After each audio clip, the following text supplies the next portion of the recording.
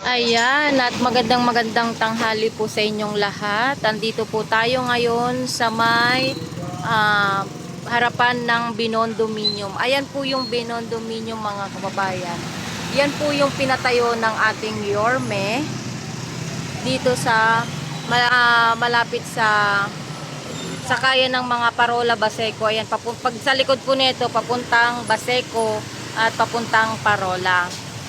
Ayan, ang pinuntahan po natin dito ay ito nga pong Barangay Hall na tinibag po ngayon. Nag-umpisa po to ng alas 9 ng umaga. At ngayon lang po namin napuntahan kasi nga po meron pong flag ceremony ang ating Yorme at sobrang lakas po ng ulan at may bagyo po kasi kaya medyo huli na po yung dating namin. Ina-update lang po namin yung sitwasyon nga dito ngayon sa Barangay 272 kung yung pagtibag. Kaso nga lang naumpisahan na siya, bali ito na lang po yung natira. Ayan, pero nandito naman po yung magtitibag kaya antayin na lang natin kasi uumpisahan na rin. Ayan, mga kababayan, ito po yung Barangay Hall na 272. Ayan.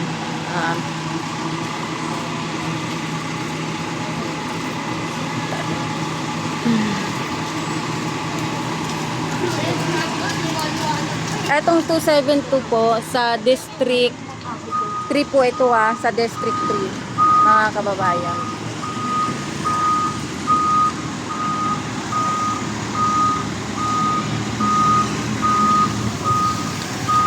Ayan, marami-rami pa tong matitibag.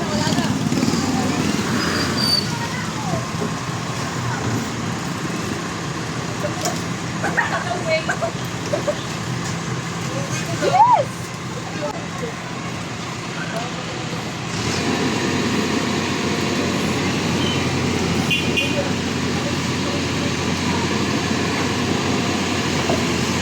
Ito na nga.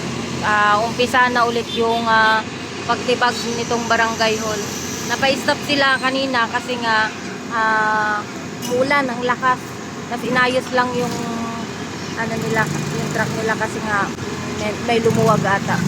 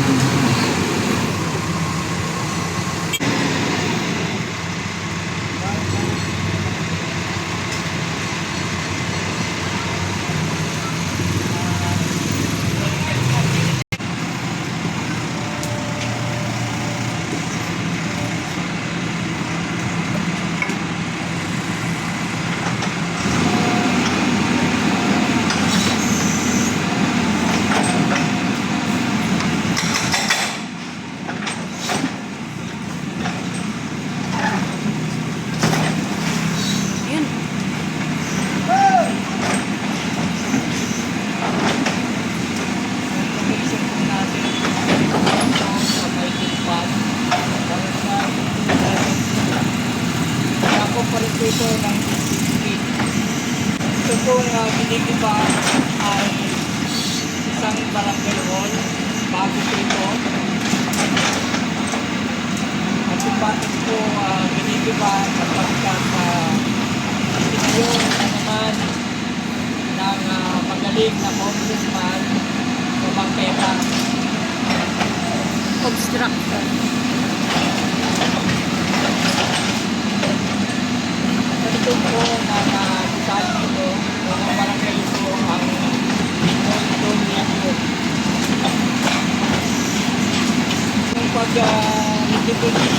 ng umaga at pinagpapilino sa mga oras din.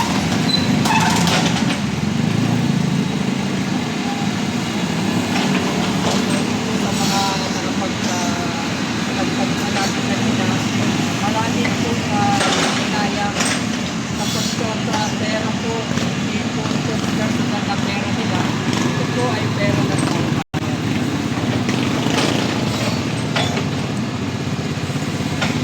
Dapat nilalagay daw yung photo sa mga center natin na walang gamot sa mga hospital. Ay nakapanginayang mo talaga.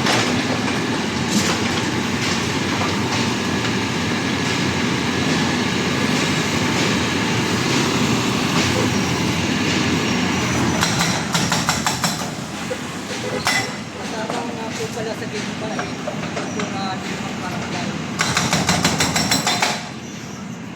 So pinayuan na sila ng bago. Pero pinanatili pa rin na educated po yan. At ang ito pong bagong barangay.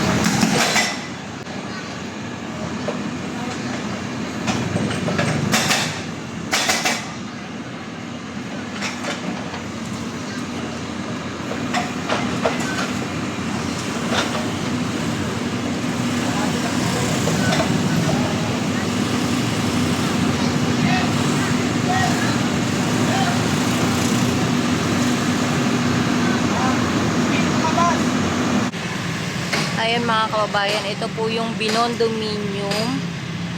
Ayan po. Tapos, kaya po nasabing obstruction yan at bawal itong pinagtayuan ng barangay hall. Ito nga po, ito yan o. Yan.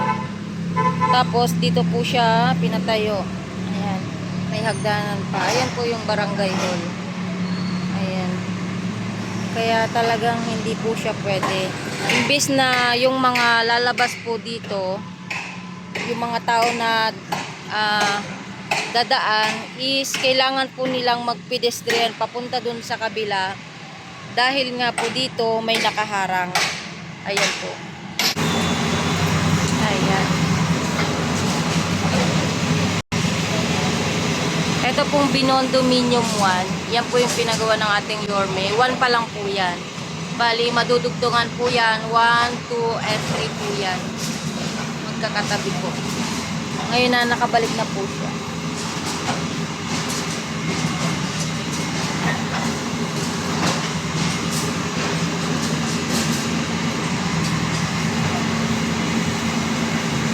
Ayan, kasalukuyan pong tinitibag na itong barangay hall. Natanggal na po yung dito sa may pinakaharap niya.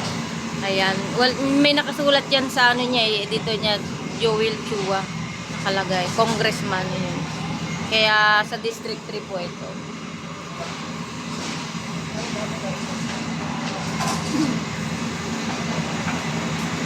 Ayan, bali mga kabayan, marami pong barangay hall ngayon na titibagin at ito po yung mga obstruction na.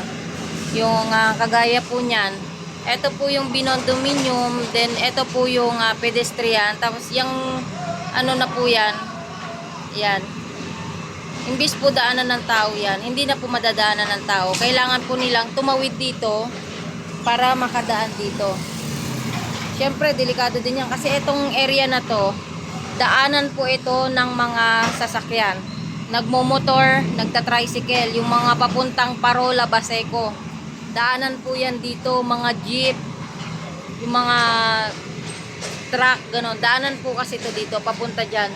Tapos, ito po yung Baseco, doon po yung Parola. Kaya daanan po to pag traffic doon sa kabila. Dito sila dadaan.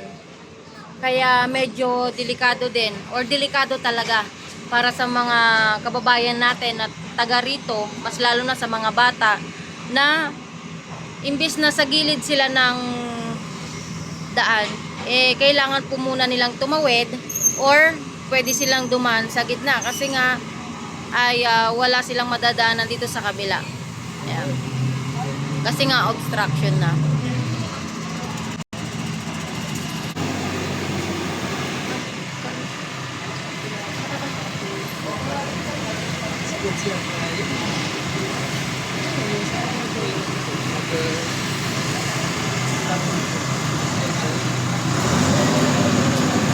Sana yung pagkain. Paano po kasi wala po tayong mapagtanungan no, kung magkano po yung ginastos sa paggagawa itong gusaling ito.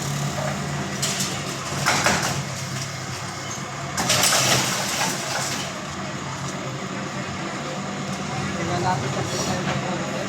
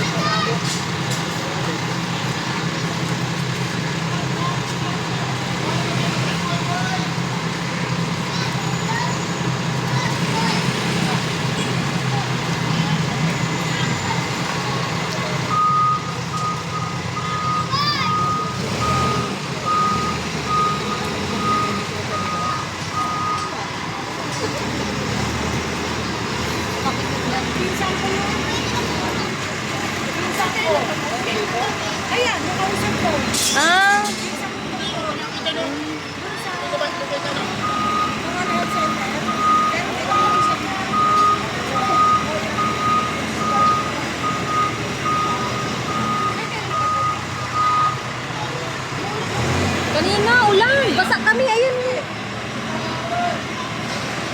Baon niya.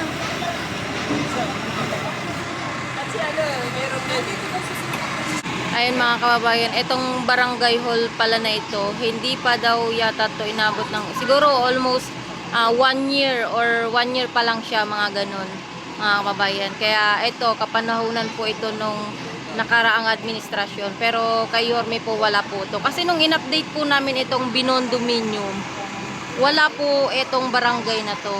Kaya nagulat kami nung meron itong ito yung tinanggal din yan dati.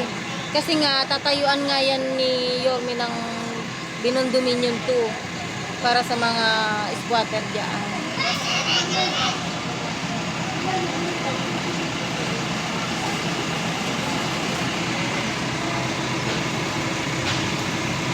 Ayan, bali sa District 3 po ito mga kababayan.